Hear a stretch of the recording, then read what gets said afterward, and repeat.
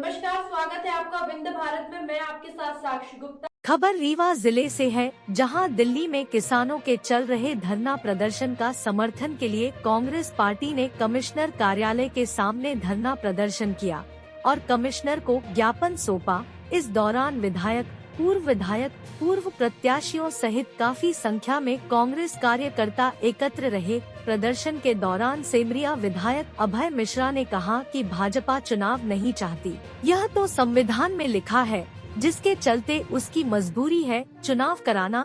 जिस तरह से संघ में चुनाव नहीं होता, उनके खास पदाधिकारी बनाए जाते हैं। आने वाले समय में यही प्रक्रिया विधानसभा, लोकसभा के चुनाव में होगी। श्री मिश्रा ने कहा कि हमारे मध्य प्रदेश का किसान कमजोर है, जिसका सरकार शोषण कर रही है, जबकि राजस्थान, हरियाणा, पंजाब का किसान संपन्न है, जो सरकार से लड़ रहा है। विधायक अभय मिश्रा ने कहा कि जब देश से अंग्रेजों से निदान हो गया तो भाजपा को गद्दी छोड़ना पड़ेगा।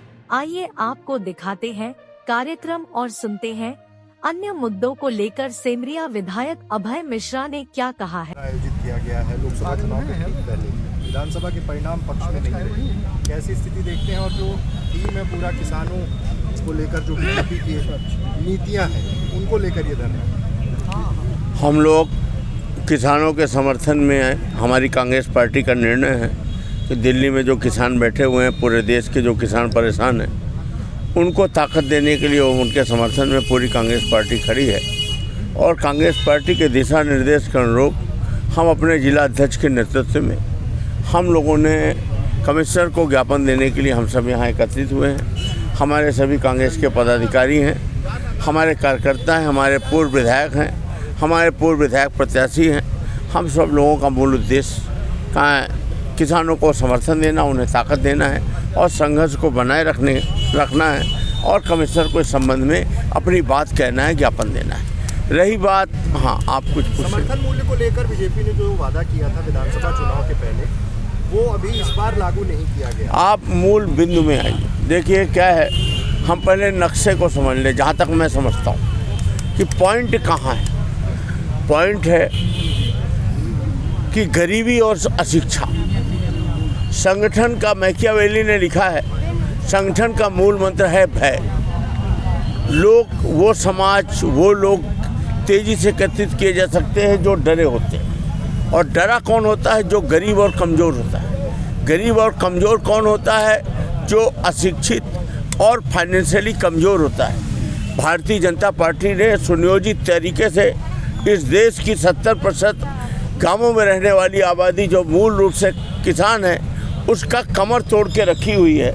उसको आगे पनपने नहीं दे रही है। उसको अशिक्षित, आज भी वो साक्षर होना अलग बात है, शिक्षित होना अलग बात है, ग्रेजुएट होना अलग बात है, आज भी वो शिक्षित है ज़्यादातर मात्रा में और गरीब है। और उसी मजबूरी का ये लाभ उठा करके उसका त्वरित, जब चुनाव आता है तो त्वरित रूप में ये छोटी छोटी योजनाएं लाकर उनको बहला फुसलाकर वोट ले लेते हैं। दिल्ली में क्यों नहीं जीत लेते? दिल्ली में गरीबी कम है, प्रॉपर लोकल में बिजनेस है, लोग साक्षर हैं, तो दिल्ली में क्यों नहीं ये जीत लेते? वहीं पर है।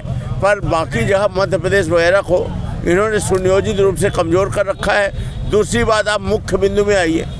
आरएसएस का संगठन कहाँ काम करता है? बीड़ा में करेगा, बनकुइया में करेगा, शहर में तो करेगा ही।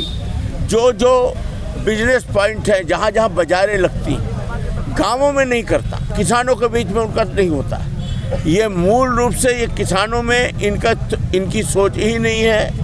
ये व्यापारी और उस टाइप के लोगों को एकत्रित करके एक संगठन बनाते हैं और 30% लोगों में से और 70% लोगों के ऊपर अत्याचार कारित करते हैं और चुनाव नहीं होता। इनके यहाँ जो हमारे संचालक जी हैं, उनको गद्दी सौंपी जाती है, उनका निर्वाचन नहीं होता। फिर उन्हीं के जो अनुषंगिक संगठनें हैं, उनमें एक भारतीय जनता पार्टी, वो चुनाव, उनकी जब मूल मंशा नहीं है, वो चुनाव क्यों कराएंगे? पर बाबा साहब अम्बेडकर संविधान लिख गए, उनकी मजबूरी है, उन्हें इससे गुजरना पड़ रहा है, इसलिए औपचारिकता मात्र के लिए चुनाव कराते हैं और जो हमने पहली बात कही है उसका उपयोग करके सत्ता हासिल कर लेते हैं। और जब तक किसान मजबूत नहीं होगा देश की 70% आबादी जो गांवों में रहती है, जिस हमारे यहाँ एग्रीकल्चर एक कल्चर है, गांव में रहने वाला आदमी किसानी करेगा, पर वो आज भी कर्ज में डूबा है।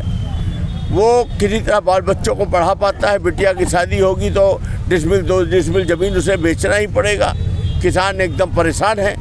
हमारे यहाँ जो जैसे मध्य प्रदेश में ले लीजिए, 1-2 ज़िले ऐसे हैं जहाँ का किसान नेचुरल रूप से संपन्न है, जहाँ गुड़ की खेती होती है, जय रतलाम। आप हरियाणा के किसान देख लीजिए, जो संपन्न है वो संघर्ष कर रहे हैं। उनको ये अपनी योजनाओं से बहला नहीं पा रहे हैं, उनको ये बेवकूफ़ नहीं बना पा रहे। लेकिन हमारे मध्य प्रदेश का 80% गाँव एकदम मजबूर हालत में है और उनके ऊपर इनका अत्याचार जारी है। इनका एक दौर चल रहा है। मेरा ऐसा मानना है कि प्रकृति अपना काम करती है, हम सब संघर्ष करते रहेंगे, हम इनके सामने सरेंडर नहीं करेंगे। ज़रूर एक दिन ईश्वर निदान करेगा। जब अंग्रेज़ों का निदान हो गया तो ये तो देसी अंग्रेज हैं, इनका भी निदान हो जाएगा और इन्हें एक दिन गद्दी छोड़नी पड़ेगी और भारत के किसान अपने पैरों पे खड़े रहेंगे, बशर्ते कि हम सब किसानों की बात को लेकर आगे बढ़ते रहें और अपने कर्तव्य को निभाते रहें।